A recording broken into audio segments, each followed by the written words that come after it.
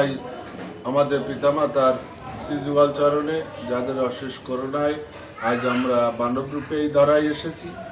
প্রণাম জানাই বাবা হরচাঁদ, শান্তি মাতা, বাবা গুরুচাঁদ, মাতা সত্যভামার শ্রীযুগল চরণে। প্রণাম জানাই সকল গুরু গোসাইদের শ্রীযুগল চরণে। প্রণাম জানাই যেখানে যত হরিভক্ত আছেন এবং যারা আমাদের এই ঠাকুরের গ্রন্থ পাঠ শুনছেন তাঁদের শ্রীযুগল চরণে। আমাদের এই ঠাকুরের গ্রন্থ পাঠ চলাকালীন যদি কোনো ভুল ত্রুটি হয় নিজ গুণে ক্ষমা করে দেবেন, আশীর্বাদ করবেন আমরা যতদিন বেঁচে থাকি যেন সঠিকভাবে ঠাকুরের নাম করতে পারি। জয় হরিবল। শ্রী শ্রী হরিনীল অমৃত 147 পৃষ্ঠা, মহাপ্রভু জোনাসুর কুঠি যাত্রা। তাহলে কালকে এখানে তারকচন্দ্র কি বলেছে? কইছে তারকচন্দ্র কবি রসরাজ, সাধু দেশি যেই তার মুন্ডে হেমবাজ। কথার অর্থ হচ্ছে যারা সাধু দেশি, সাধু দেখলে যারা অহংকার করে, হিংসায় জ্বলে মরে, তাদের মুন্ডে যেন বাজ পড়ে। মুন্ড মানে মাথা।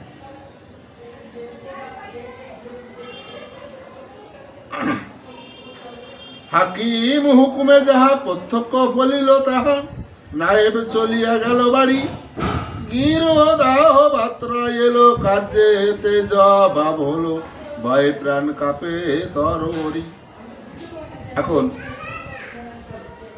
এই যে মহিলা কাছারি করে যে বিচার ব্যবস্থা করেছে, সেই বিচার ব্যবস্থায় যে মহিলা বিচারক হয়েছিল সে বিচারের রায় দিছিল যে এই নায়েবের বংশ নির্মূল হয়ে যাবে, নায়েবের গৃহদাহ হবে, নায়েবের কুষ্ঠব্যাধি হবে, হাতের অঙ্গুলি কুষ্ঠব্যাধিতে খসে পড়বে, নায়েবি চাকরি চলে যাবে। পরের দিন নায়েবের বাড়ি থেকে চিঠি এলো যে তোমার গৃহদাহ হয়েছে, তোমার ছেলে মারা গেছে। এই সমস্ত জেনে নায়েবের ভিতর একটা ভীত সঞ্চার তৈরি হলো, ভয়ের সঞ্চার। ও ভয়ে ওর প্রাণ থরথর থরথর করে কাঁপছে। ও বাড়িতে রওনা হল। বিপক্ষ গ্রামী যত রাগে হলো জ্ঞান হত, বলে এ তো জুতা মারি অঙ্গে, এ তো দিল জরিমানা, তবু কীর্তন ছাড়ে না, লাফালাফি করে মাটি ভাঙ্গে। এখন গ্রাম্য লোকের হিংসা আর যাচ্ছে। গ্রাম্য লোক বলছে, মানে যারা মতুয়া বিদ্বেষী, যে এরা জরিমানা দেবে, জুতোর বাড়ি খেলো, তাও এরা এই হরি নাম ছাড়তে জানা, যেন মাটি টাটি সব ভাঙে ফেলায় যায়। যত সব জাতি না আসা, নাহি কন্য ব্যবসা, কিসে চলে খায় বসে বসে, কেহ অন্ন বস্ত্রহীন, বালক যুবা প্রবীণ, কি কৌশলে সবে এসে মিশে। নায়েব দিল লাঞ্ছনা, 20 টাকা জরিমানা, কার্য গেল চলে গেল বাড়ি। যত সব দুষ্ট খল জুটিয়া পাষণ্ড দল, শেষে যায় জোনাসুর কুঠি। জোনাসুর কুঠিরে তখনকার ইংরেজরা বসবাস, তখনকার শাসনকর্তা ছিল ইংরেজরা। ঠিক আছে, এখন নায়েব এই কিছু হলো না। নায়েব উল্টে 20 টাকা জরিমানা পাইয়ে সন্তুষ্ট হয়ে ওদের হরি নাম করতে বলে, এখন নায়েব তো তার বিদায় হয়ে গেছে।